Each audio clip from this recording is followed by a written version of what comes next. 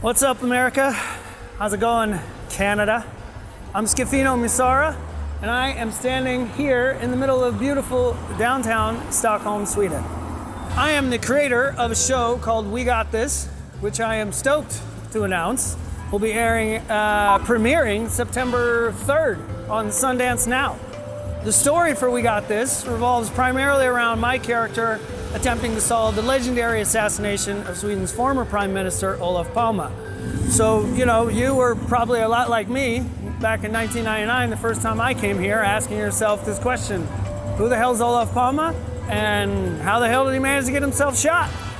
Well, we are standing on the street where it happened. So I figure I give you a little walkthrough and see if I can't get you up to speed. Yeah? Come on, guys, follow me. Let's go. It was February 28th, 1986, and Olof Palme and his wife Elizabeth went and saw a movie here at the Grand Cinema.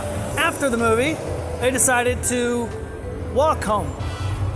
A few things that you need to know to sort of put that decision in context is, well, A, it's February, so it's basically colder than a well digger's ass. B, he's basically the most recognizable and controversial politician in all of Europe. And C, he gave his bodyguards the night off. So, yeah, what could possibly go wrong?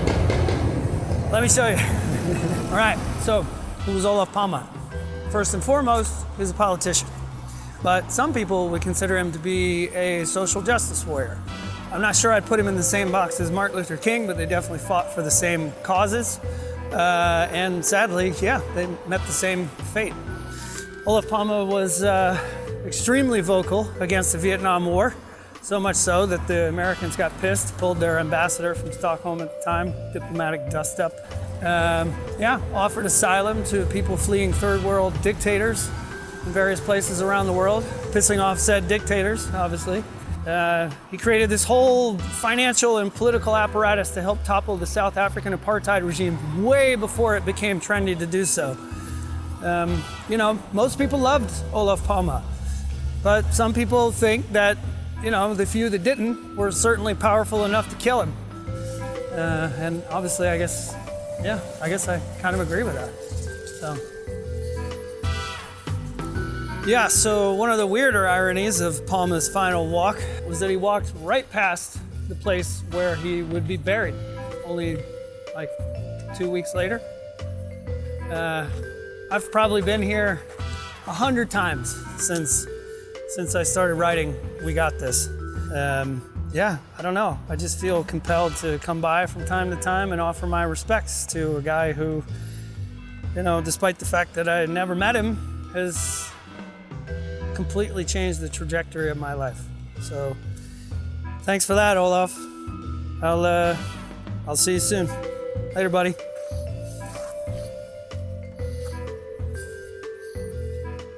All right, so this corner behind me is where Palme's final walk gets a little weird, I guess you could say.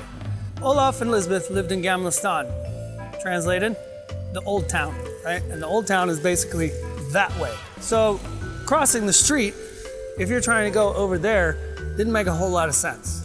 Also, this happens to be the place where, after the murder, a lot of witnesses came forward and gave testimony to having seen several men dressed in all black communicating with walkie-talkies. A lot of speculation has been offered as to who those men actually were and what they were up to, but to this date, no real explanation has been offered by the official investigation. So, yeah, let's go cross the street. So, what inspired me to write about the murder of Olof Palme? Basically is that it's like Sweden's version of JFK, with a few notable differences, of course. One, until recently, it was the longest running and most expensive investigation in world history. But more importantly, there was a reward of 50 million Swedish crowns that could go to anyone who would provide information that would lead to the killer. So you had an unsolved mystery, crime of the century, and a buttload of money. In my world, that is one hell of an engine for a story, if you ask me. All right, so this is basically where it happened, right here. Back in 1986, this was like a paint supply, kind of art supply type store. The killer stepped out from the darkness, placed his hand on Olof's shoulder, and fired a shot that I like to say changed Sweden forever. Olof Palme, sadly, was dead before he hit the ground. Second shot was fired, shooter missed, and grazed the wife, Lisbeth, across the back. At which point the killer took off running down this alleyway here and up those stairs down there. So we go check that out.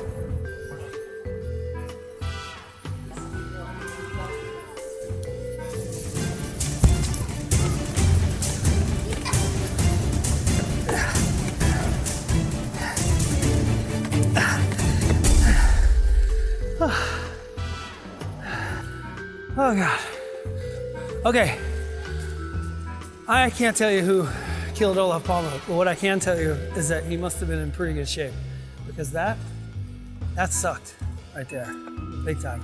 All right, so from here, the killer ran down this street over here.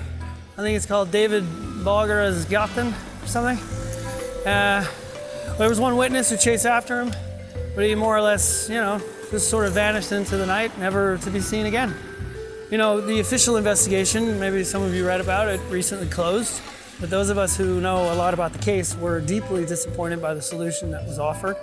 And most of these private citizen detectives who have been dedicating the majority of their lives to this case are still out there searching for some kind of truth.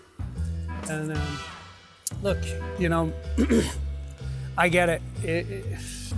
The murder of Olof Palme from a Swedish perspective is, it's like their national tragedy. It's the thing about JFK. Like, people here in Sweden, like anybody who was alive at the time, they can tell you where they were when it happened. But for me, when I look at this failed investigation that happened after the murder, all of these kind of kooky conspiracy theorists, the wacky conspiracy theories that popped up afterwards, you got everything that goes from like plausible to completely batshit crazy. You got CIA, you got apartheid South Africa, you got Swedish Nazi cops, blood-sucking aliens, faked his own death, hanging out with Elvis, Illuminati, of course. List is virtually endless. So, for me, it kind of qualified as a comedy of the absurd, right? And we got this is, I guess, in large part, sort of the result of this obsession that I created for myself and trying to tell this story about the assassination in this particular way. So, yeah, like I said, September 3rd, Sundance Now. Hope you dig it. But yeah, at the moment, I'm not gonna lie, I kind of feel like these stairs sort of whooped my ass. So I'm thinking I deserve a beer. Watch the show. Google the case if you want. Dive into the rabbit hole, if you will. But for this guy, it's beer o'clock. So I'll see you guys later. Oh, shit. Whew. Oh, good gracious.